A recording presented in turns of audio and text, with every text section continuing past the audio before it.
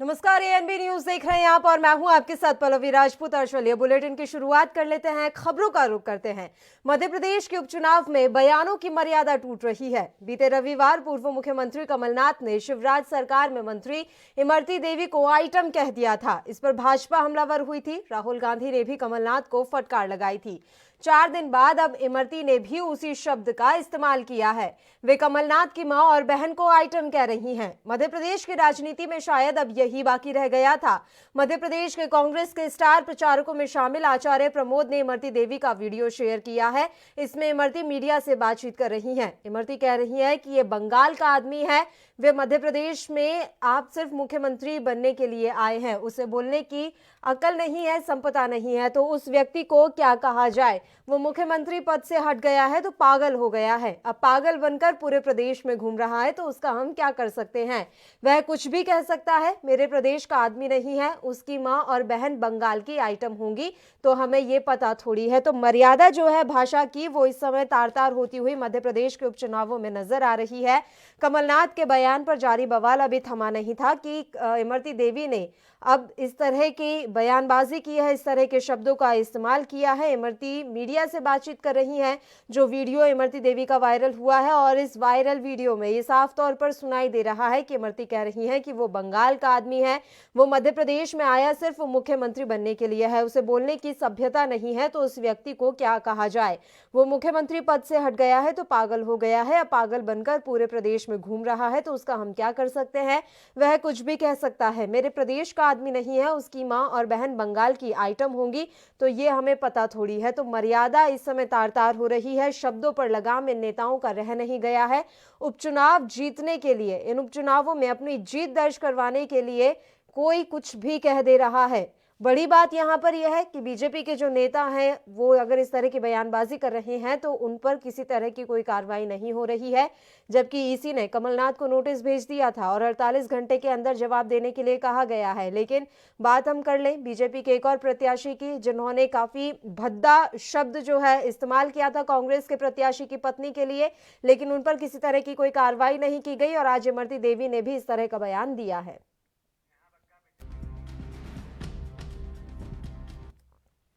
मुद्दे पर चर्चा की शुरुआत कर लेते हैं। रुक करते हैं नेहा बग्गा का, जो कि इस समय बीजेपी से हमारे साथ लाइव जुड़ी हुई हैं। नेहा जी, कमलनाथ ने जो कहा था सो कहा था। आज इमरती देवी भी काफी कुछ कह गई हैं। उनका जो वीडियो इस समय आ रहा है, वायरल हो रहा है, उसमें साफ तौर पर वो काफी अपशब्दों का इस्तेमाल कर रही हैं और कह रही हैं कि कमलनाथ की मां और बहनें बंगाल की आइटम होंगी। पल्लवी जी, देखिए, कमलनाथ जी जो कि पूर्व मुख्यमंत्री रहे हैं मध्य प्रदेश का, ये तो दुर्भाग्य है ना कि वो एक मजदूर जो दलित महिला है उसे भरे समाज के सामने एक आम सभा में वो उसे आइटम कह देते हैं और उसके बाद संवैधानिक तौर पर उसे जस्टिफाई करते हैं। जो उनके आला सबसे बड़ा नेता जो है, जो उनकी पार्टी के जो करता धरता है कांग्रेस पार्टी के, राहुल गांधी ने कह दिया इट इज वेरी अनफॉर्चुनेट और उन्हें इन शब्दों का कमलनाथ जी को इस्तेमाल नहीं करना चाहिए था। अब उसके बाद एक और कड़ी आ गई थी कि राहुल गांधी जी के बोलने के बाद भी कमलनाथ जी टस से मस नहीं हुए। उन्होंने कहा कि मैं माफी क्यों मांगू, ये राहुल गांधी जी की अपनी राय होगी। अब बात यह है कि जब एससी कमीशन ने, जब इलेक्शन कमीशन ने, जब वुमेन कमीशन ने, जब राहुल गांधी जी ने, जब देश की जनता ने, मध्य प्रदेश की जनता ने ये अहंकारी चेहरा देख लिया है और वो चाहते हैं कि कमलनाथ जी जो कि इतने बड़े नेता हैं, 40 साल का संसदीय अनुभव है उनका, उन्हें कम से कम आकर माफी मांगनी चाहिए थी। अब तो इंतजार प्रदेश और देश की जनता को, महिलाओं का इस बात का है कि जो इसी ने 48 घंटे कमलनाथ जी को दिए हैं वो उस पर माफी मांगते हैं कि नहीं। जो इमरती देवी का आप बयान दिखा रही हैं, ये उसी दिन की घटना जिस दिन ये हुई थी, जिस दिन उन्हें आइटम कहा गया था और मीडिया बंधुओं ने उनसे जाके सवाल पूछा था, जब वो रो रही थी, बेहद ही दुखी थी। उस समय उन्होंने ये बताया था कि कमलनाथ जी क्योंकि मध्य प्रदेश की संस्कृति से नहीं है, अगर मध्य प्रदेश का कोई व्यक्ति होता तो वो जानता कि यहाँ पर माताएं बहनों को बहुत ही इज्जत से देखा जाता है। नौ दुर्गा का समय चल रहा है, हम माताओं बहनों की पूजन करते हैं इस समय पर। क्योंकि ये व्यक्ति इस प्रदेश का नहीं है, ये बंगाल से आए थे यहाँ पर मुख्यमंत्री के तौर पर, और ये बात सत्य है। देखिए, इसमें कोई गाली नहीं है, इसमें कोई अपशब्द नहीं है, वो वाकई बंगाल के हैं। ये तो आप हम सब जानते हैं, जो नहीं जानते वो गूगल करके देख लें, ये सत्य सामने आ जाएगा। दूसरी बात ये आइटम शब्द जो उनकी माता, माँ, बहन या जिसके लिए भी इमरती जी ने कहा है, उसका सवाल ये है कि कमलनाथ जी तो बेशर्मी की हदें जो है वो लांघ गए। पहले उन्होंने एक दलित परिवार से आने वाली मेहनती महिला को, जो अपने दम पर यहाँ तक पहुंची है, उसे आइटम कह दिया।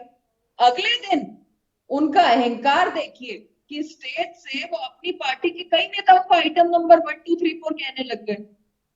आइटम का शाब्दिक अर्थ समझाने लग गए। आइटम का शाब्दिक अर्थ होता है वस्तु। क्या हमारे देश की, प्रदेश की कोई महिला जो है वो वस्तु है?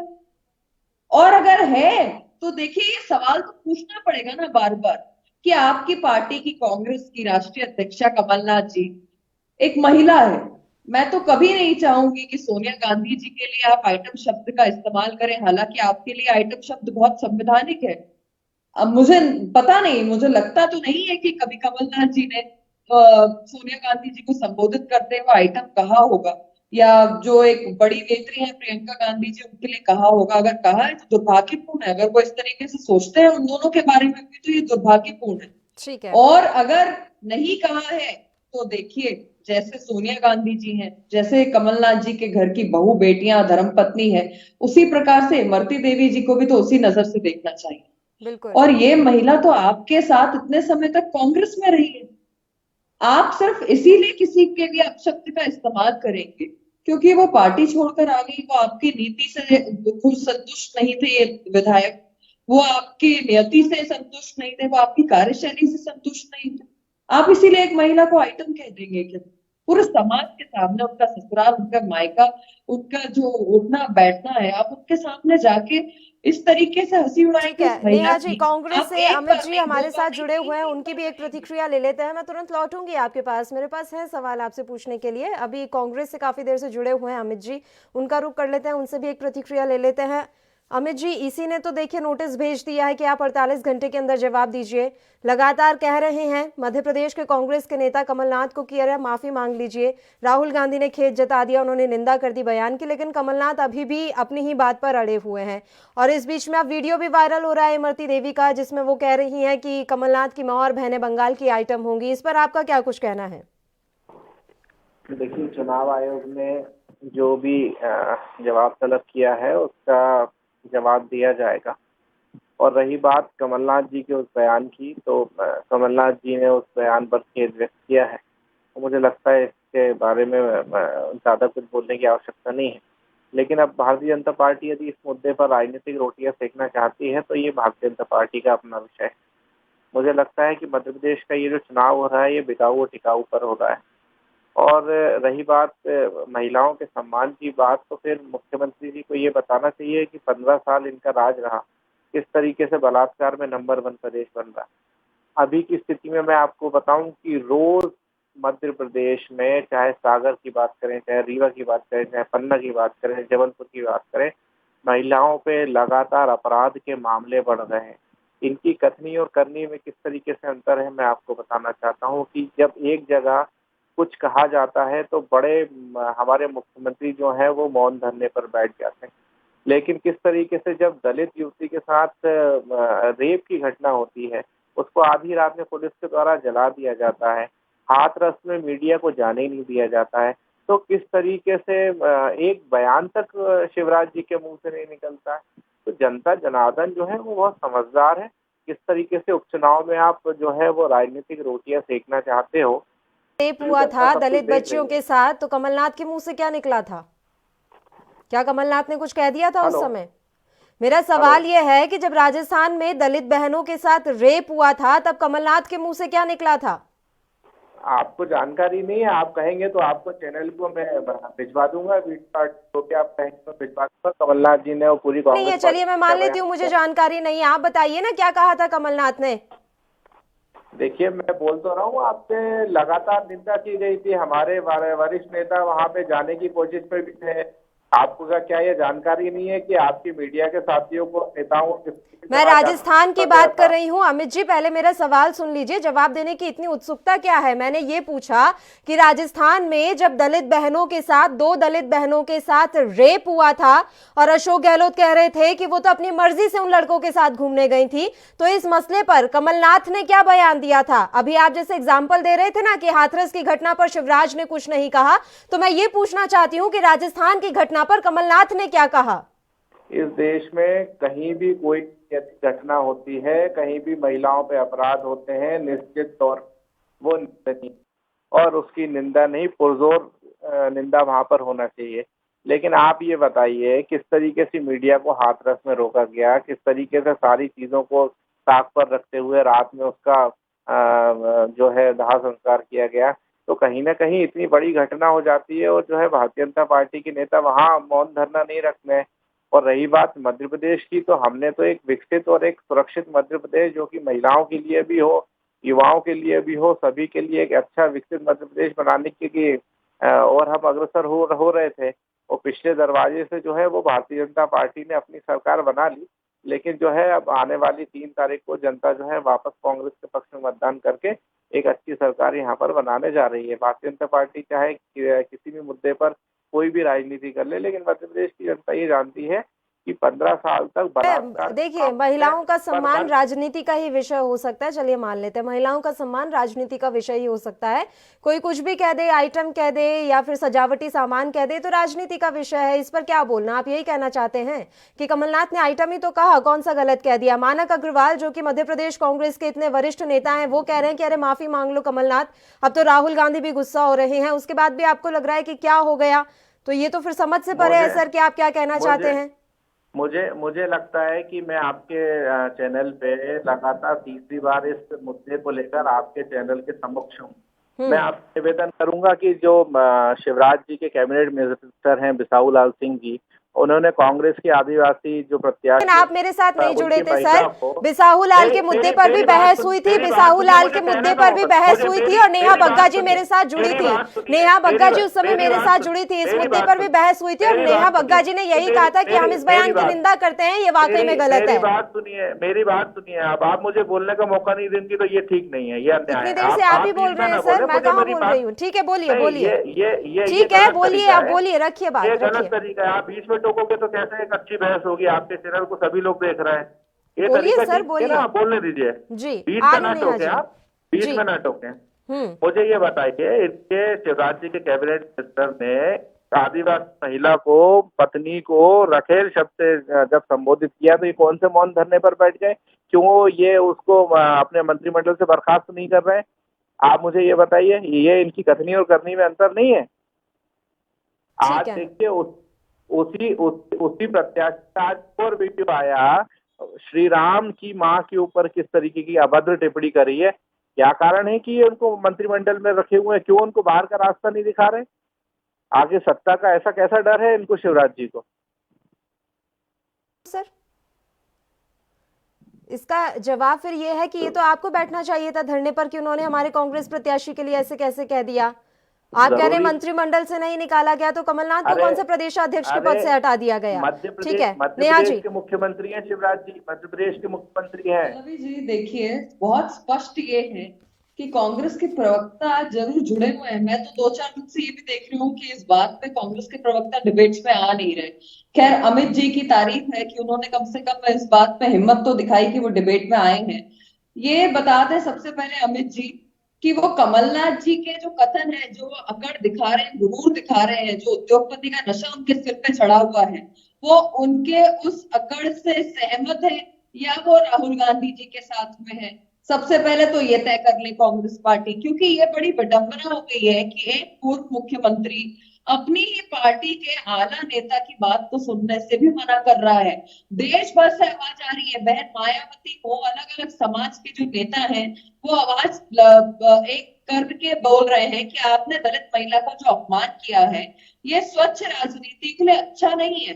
पर क्योंकि एक ट्रेंड सेट करने में लग गए हैं कमलनाथ जी, बहुत बड़े आदमी है, इन्हीं के पार्टी के दिनेश गुजर ने बताया कि देश के दूसरे नंबर के उद्योगपति है, तो अहंकार जो है, जो नशा है पैसे का, वो सिर चढ़कर बोल रहा है। 15 महीने ये मुख्यमंत्री रहे हैं कमलनाथ जी, उस दौरान जीतू पटवारी महिलाओं को सामने आकर कहते हैं, जो इनकी पार्टी के मंत्री थे, कि महिलाएं बेटियां जो है वो मंदी है, बेरोजगारी है। उसके बाद सुरेश राजे के अभद्र टिप्पणी आ जाती है इमरती देवी के लिए। राहुल भैया उनके सामने, कमलनाथ जी के सामने इमरती देवी की इंसल्ट करते हैं उसी मंच से, जब इतने आइटम का उससे 5-10 मिनट पहले राहुल भैया इमरती देवी को जलेबी देवी कहते हैं। कमलनाथ जी और समस्त वहां की कांग्रेस कार्यकर्ता जोर जोर से ठहाके लगाते हैं। शशांक भार्गव केंद्रीय मंत्री के इतनी अभद्र टिप्पणी करते हैं कि मैं उसको दोहरा भी नहीं सकती। तो 15 महीने का जो कल्चर कमलनाथ जी के नेतृत्व में चला है, जिस तरीके से महिलाओं का इतने बार बार अपमान किया है, और एक बात जनता को स्पष्ट हो गई है कि जब शीर्ष नेता, जो सबसे ऊपर पद पे बैठा हुआ है, जो प्रदेश अध्यक्ष है, जो नेता प्रतिपक्ष है, जो पूर्व मुख्यमंत्री है, अगर उसके नेतृत्व में लगातार महिलाओं का अपमान हो रहा था, तो वो सिर्फ इसलिए हो रहा था क्योंकि कमलनाथ जी की जो मानसिकता है वो बहुत विकृत है, और वो मानसिकता महिला विरोधी है, वो मानसिकता गरीबों के विरोधी है, वो मानसिकता दलित विरोधी है, वो मानसिकता एक उद्योगपति वाली है, जो ट्विटर के माध्यम से सरकार चलाई, जिसने युवाओं को 4,000 रुपए बेरोजगारी भत्ता देकर धोखा दे दिया, जिसने राहुल गांधी के 2 लाख रुपए की किसान कर्ज माफी के वादे को पूरा नहीं किया। तो आज आप देखिए, ये सिर्फ और सिर्फ सारी चीजें जो है, ये कमलनाथ जी का सिर्फ अहंकार बोल रहा है, जिसमें कांग्रेस पार्टी तक तय नहीं कर पा रही कि आखिर वो राहुल गांधी कांग्रेस के साथ जाए या कमलनाथ कांग्रेस के साथ जाए। तो ये स्पष्ट चीजें हैं कि आप बार बार महिलाओं का तिरस्कार करेंगे, आप भरे समाज, भरी भीड़ के सामने खड़े होकर एक दलित लेकिन महिला नेहा जी, कैबिनेट एक सवाल मेरा मंत्री को यहाँ आप आपसे भी आइटम कह रहेगा कि दीजिए। देखिए, अगर हर महिला के सम्मान की आप बात कर रही हैं, तो फिर इमरती देवी को भी इस तरह के शब्दों का इस्तेमाल नहीं करना चाहिए था। कमलनाथ की माँ बहनें भी तो महिलाएं हैं, उनको फिर आइटम कहने का, अगर आइटम शब्द इतना आप भी मान रही हैं कि अभद्र है, हम भी मानते हैं अभद्र है, तो इमरती देवी को भी थोड़ा काबू में रखना चाहिए था। फिर उनमें और सवाल तो बीजेपी यही और है कांग्रेस में अंतर क्या रह गया? पल्लवी जी, दुख का विषय तो यही है ना सारा का सारा, कि जिस व्यक्ति ने आइटम कहा, वो तो उसे जस्टिफाई करने के लिए अगले दिन स्टेज पर जाके दूसरे अपने ही पार्टी के नेता को आइटम नंबर 1, आइटम नंबर 2 कहने लग गया, संवैधानिक शब्द बता दिया। आला नेता कह रहे हैं कि भैया अनफॉर्चुनेट शब्द है, आप उस पर माफी मांग लीजिए, आपने गलत शब्द कहा है।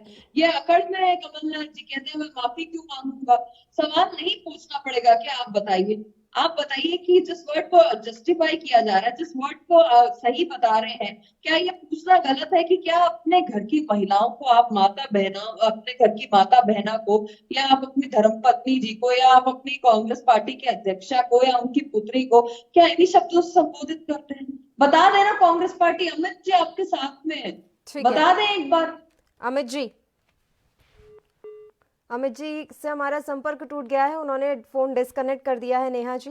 तो सवाल यही खड़ा हो रहा है कि अभी कमलनाथ की तरफ है कौन आखिर? देखिए, इस समय कांग्रेस मध्य प्रदेश में जो है 2 धड़ों में बटी हुई नजर आई है। कुछ कमलनाथ को सही बता रहे हैं, तो कोई राहुल गांधी के साथ है कि ठीक है, उन्हें माफी मांग लेनी चाहिए। अब इसी ने नोटिस जारी कर दिया है, 48 घंटे के अंदर जवाब देने के लिए कहा गया है। क्या लग रहा है?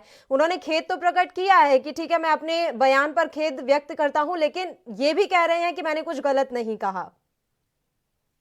देखिए, खेद यानी कि रेग्रेट, सॉरी यानी कि अपॉलॉजी, यानी कि माफी। उन्होंने अपॉलॉजी नहीं कहा, उन्होंने माफी नहीं मांगी। खेद प्रकट करता हूं मगर मैंने कुछ गलत नहीं किया।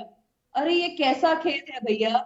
एक तरफ आप कह रहे हो खेद प्रकट करता हूं, दूसरी तरफ कह रहे हो मगर मैं माफी नहीं मांगूंगा।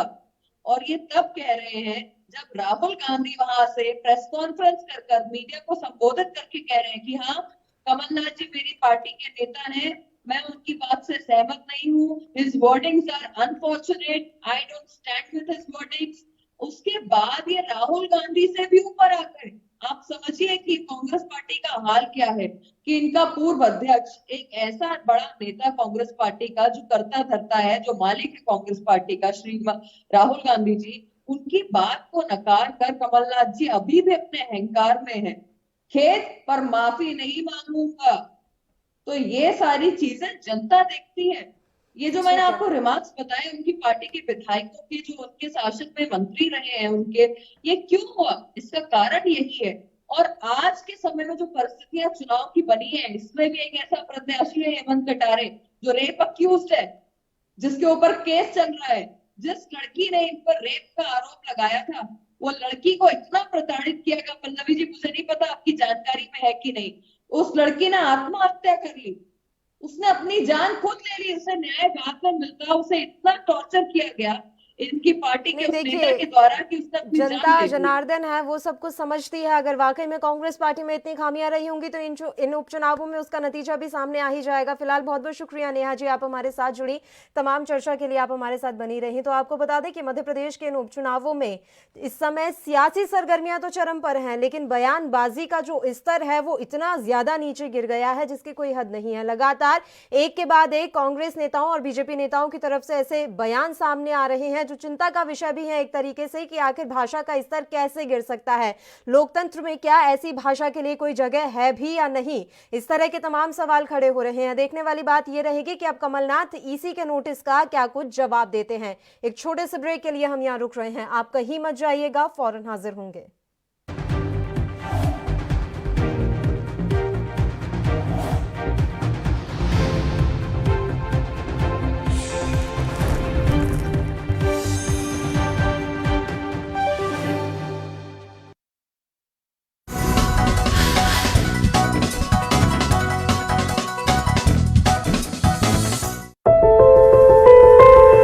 ਇਸ ਵੇਲੇ ਆਪਾਂ ਕੋਵਿਡ ਬਿਮਾਰੀ ਦੇ ਵਿੱਚੋਂ ਲੰਘ ਰਹੇ ਹਾਂ ਔਰ ਅਗਰ ਇੱਥੇ ਧੂਆਂ ਹੋ ਜੇ ਨਾ ਪੰਜਾਬ 'ਚ, ਉਹਦਾ ਅਸਰ ਫੇਫੜਿਆਂ 'ਤੇ ਪੈਂਦਾ ਹੈ। ਕੋਵਿਡ ਦੀ ਬਿਮਾਰੀ ਪਹਿਲਾਂ ਕੈਸੇ ਆਉਂਦੀ ਹੈ? ਪਹਿਲਾਂ ਆਉਂਦੀਆਂ ਤੁਹਾਨੂੰ ਬੁਖਾਰ, ਤੁਹਾਡਾ ਬਦਨ ਦਰਦ ਹੁੰਦਾ ਹੈ, ਤੁਹਾਡਾ ਇਹ ਚੀਜ਼ਾਂ ਬੁਖਾਰ ਜ਼ੁਕਾਮ ਹੋ ਸਕਦਾ, ਕੁਝ ਹੋ ਸਕਦਾ। ਦੂਜੇ ਸਟੇਜ ਦੇ ਵਿੱਚ ਉਹ ਫੇਫੜਿਆਂ 'ਚ ਚਲੀ ਜਾਂਦੀ ਹੈ ਔਰ ਉਹ ਖਤਰਨਾਕ ਚੀਜ਼ ਹੈ। ਤੋ ਅਗਰ ਆਪਾਂ ਇਸ ਝੋਨੇ ਦੇ ਸਮੇਂ ਜਦੋਂ ਵਾਢੀ ਤੋਂ ਬਾਅਦ ਇਹ ਮੁੱਢ ਨੂੰ ਅੱਗ ਲਾਵਾਂਗੇ ਤਾਂ ਤੁਸੀਂ ਦੇਖ ਲੈਣਾ ਇਹ ਧੂਆਂ ਫੈਲ ਜਾਣਾ ਪੂਰੇ ਪੰਜਾਬ 'ਚ। ਔਰ ਜਿੱਥੇ ਜਿੱਥੇ ਕਰੋਨਾ ਦੇ ਵਿੱਚ ਕੋਈ ਮਰੀਜ਼ ਨੇ ਜਾਂ ਕੋਈ ਠੀਕ ਵੀ ਨੇ, ਉਹਨਾਂ ਦੇ ਵਿੱਚ ਇਹ ਬਿਮਾਰੀ ਆ ਸਕਦੀ ਹੈ, ਉਹਨਾਂ ਦੇ ਫੇਫੜਿਆਂ ਦੇ ਵਿੱਚ ਧੂਆਂ ਜਾ ਕੇ।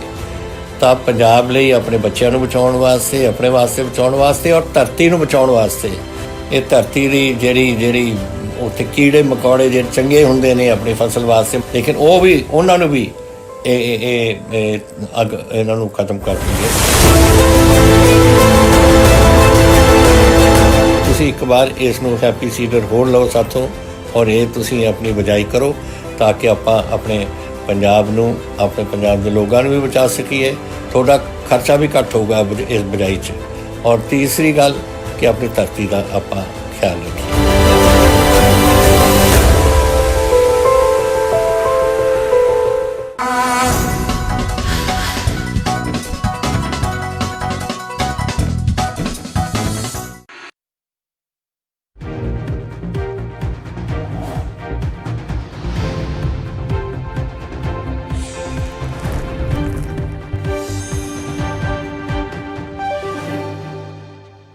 ब्रेक के बाद एक बार फिर से आप सभी का स्वागत है। बढ़ते हैं अगली खबर की ओर। दिल्ली एनसीआर के शहरों में रहने वाले लोगों के लिए बुरी खबर है। यहां आने वाले दिनों में वायु प्रदूषण और भी ज्यादा विकराल रूप धारण कर सकता है। भारत मौसम विभाग के एडीजी आनंद शर्मा ने गुरुवार को बताया कि 24 अक्टूबर और आगे आने वाले दिनों में दिल्ली एनसीआर में PM10 और PM 2.5 दोनों का स्तर बढ़ेगा, जिससे वायु की गुणवत्ता और भी ज्यादा खराब होगी। शर्मा ने कहा कि हवाओं के शांत रहने और स्थिर वायुमंडलीय परिस्थितियों के कारण प्रदूषण दूर नहीं हो रहे हैं, इसलिए वे हवा में बने रहते हैं।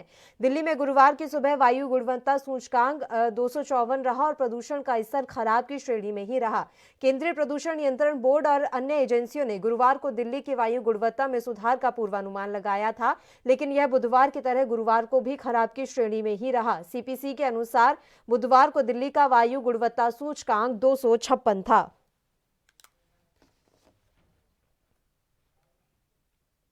वहीं भारत मौसम विभाग के एडीजी आनंद शर्मा ने इस बारे में ज्यादा जानकारी देते हुए और क्या कुछ बताया है वो भी सुनते हैं। तो जो PM10 है उसकी कॉन्सेंट्रेशन जो है हमारी करीब करीब 200 से ऊपर है, जो कि मॉडरेट कैटेगरी में, मगर हाँ परसों यानी 24 तारीख को वो 300 के आसपास टच कर सकता है, यानी जब मतलब क्वालिटी जो है एयर की पुअर हो जाएगी। और जहाँ तक PM 2.5 का है, जो कि ज़्यादा नुकसानदेह होता है, जिससे वो जो लंग्स में पेनिट्रेट कर जाता है, तो उसकी कंसंट्रेशन अभी 100 से ऊपर चल रही है और वो पुअर कैटेगरी में है। और यदि 24th की बात करें तो वो करीब करीब आपके और उसमें नंबर में बढ़ जाएगा और 130 के आसपास टच कर सकता है, यानी कि वेरी पुअर कैटेगरी में आ जाएगा। तो यही बात करें तो 24 तारीख को आने वाले दिनों में प्रदूषण जो है PM 10 और PM 2.5 की कॉन्सेंट्रेशन बढ़ेगी। और मुख्यतः कारण है कि जो बिल्कुल हवा देख रहे हैं, बिल्कुल काम विंड्स हैं, और जब काम विंड्स रहती हैं, स्टेबल एटमॉस्फेरिक कंडीशंस रहती हैं, तो उसमें पोल्यूटेंट्स डिस्पर्स ऑफ नहीं होते हैं, मतलब कि वहीं इकट्ठे रहते हैं। तो पोल्यूशन तो हो रहा है, और पोल्यूशन डिफरेंट सोर्सेज से हो रहा है, चाहे वो आपकी व्हीकुलर ट्रांसपोर्ट के कारण हो, गाड़ियों के कारण हो, चाहे वो आपके जो हमारा कचरा जलाया जाता है उसके कारण से हो, चाहे आपके कंस्ट्रक्शन लीगल और इलीगल कंस्ट्रक्शन एक बड़ा वो है उससे हो रहा है। उसके साथ साथ जो आपके बड़े बड़े लैंडफिल्स हैं, भलसवा है और दूसरे गाजीपुर के आसपास है, उन सबसे भी जो है बिल्कुल कंटिन्यूस में भी आग रहती है, उससे भी धुआं निकलता है। और अन्य और भी छोटी मोटी फैक्ट्रीज हैं। तो मतलब जैसे रावण के तो 10 ही सिर होते हैं, इस पोल्यूशन के तो पता नहीं उससे भी ज़्यादा सिर है, और अलग अलग सोर्सेज से निकल रहा है। रोड पे डस्ट इतनी ज़्यादा है। और खबर पर ज्यादा जानकारी के साथ दिल्ली से हमारे संवाददाता राजीव तिवारी इस समय लाइव जुड़े हुए हैं। राजीव, पूरी जानकारी हम आपसे चाहेंगे। ये बताया जा रहा है कि 24 अक्टूबर के बाद दिल्ली NCR की हवा और भी ज्यादा जहरीली हो सकती है। देखिए, बिल्कुल बता दें, जिस तरीके से जो बुधवार के बाद और जो गुरुवार के दिन भी जो मौसम विभाग के कह सकते हैं जो पॉल्यूशन का स्तर है वो बढ़ता चला जा रहा है, तो कहीं ना कहीं दिल्ली सरकार के साथ साथ केंद्र सरकार की भी मुश्किलें बढ़ती चली जा रही हैं, क्योंकि एक तरफ तो कोरोना जैसी महामारी चल रही है, दूसरी तरफ पॉल्यूशन का स्तर बढ़ता चला जा रहा है। यहाँ तक कि जो पराली जलाई जा रही है, खास तौर पर ये उन राज्यों की तरफ से है जो दिल्ली से सटे हुए राज्य लगते हैं, जैसे हरियाणा हुआ या यूपी हुआ या फिर पंजाब हुआ। यहाँ पर पराली लगातार जलाई जा रही है और कहीं ना कहीं सुप्रीम कोर्ट के ऑर्डर के बावजूद भी पराली को निरंतर जलाया जा रहा है। तो कहीं ना कहीं ये जरूर है कि दिल्ली सरकार कोशिश कर रही है और राज्यों से बात करने की कि पराली को नहीं जलाया जाए, और अगर जिस तरीके से जलाते चलता चला जाएगा और भी कहीं तो कहीं स्तर दिल्ली का काफी हद तक जहरीला हो चुका है और भी आने वाले दिनों के अंदर और भी ज्यादा जहरीला हो जाएगा। तो कहीं ना कहीं दिक्कतें जरूर है, मगर दिल्ली सरकार कोशिश कर रही है कि लोगों तक N95 मास्क जो है वो मुहैया कराए जाए, ताकि जो बुजुर्ग हैं या फिर जो बच्चे हैं उन तक सुविधाएं मिल सके। और उनको ये खास तौर पे कहा गया है कि अगर कोई जरूरी काम हो तो ही घर से बाहर निकले, नहीं तो अपने घरों में रहे। तो कहीं ना कहीं ये जरूर है कि खास तौर पर जो बीमार व्यक्ति हैं उन लोगों को खासी दिक्कतें आ रही हैं, यहाँ तक कि जो सांस लेने में जो दिक्कतें हैं वो खासकर बीमार लोगों के साथ साथ बुजुर्ग और बच्चों को भी ज्यादा महसूस हो रही है। और बात करें जिस तरीके से लोग बाग अपने काम के लिए या फिर कहें जो ट्रैवल्स करते हैं उन लोगों को भी दिक्कतें आ रही है, जहां तक कि जो कोरोना, एक तरफ तो कोरोना जैसी महामारी चल रही है, वैसे ही मास्क लगाना पड़ रहा है, और उसके बावजूद भी और पराली का जो स्तर बढ़ रहा है वो कहीं ना कहीं पॉल्यूशन का स्तर जो वो कहीं ना कहीं और जहरीला कर चुका है वायु प्रदूषण को। तो कहीं ना कहीं जिस तरीके से सरकार कोशिश कर रही है, मगर सरकार की जो मुहिम है वो अभी कारगर नजर नहीं आ रही है। मगर हाँ, सरकार ने एक चीज और इसमें शामिल की है, क्योंकि दिल्ली जो सिविल डिफेंस के जवान है उन लोगों को रेड लाइट पर लगाया गया है, ताकि जो भी रेड लाइट होती है और उसको जो गाड़ियां जो लोग लेके खड़े होते हैं रेड लाइट ऑन गाड़ी ऑफ अभियान की शुरुआत कर दी गई है और अभियान को काफी सफल बनाने की कोशिश की जा रही है दिल्ली सरकार की तरफ से, और केंद्र ने भी अब इसमें हस्तक्षेप कर दिया है। उम्मीद की जा सकती है कि दोनों की मेहनत से दिल्ली में वायु प्रदूषण को कम किया जा सके। शुक्रिया आप हमारे साथ जुड़े राजीव, तमाम जानकारी के लिए। और इसी के साथ इस बुलेटिन में इतना ही। मुझे दीजिए इजाजत। देश प्रदेश की तमाम ताजा और अहम खबरों के लिए आप देखते रहिए ANB न्यूज। नमस्कार।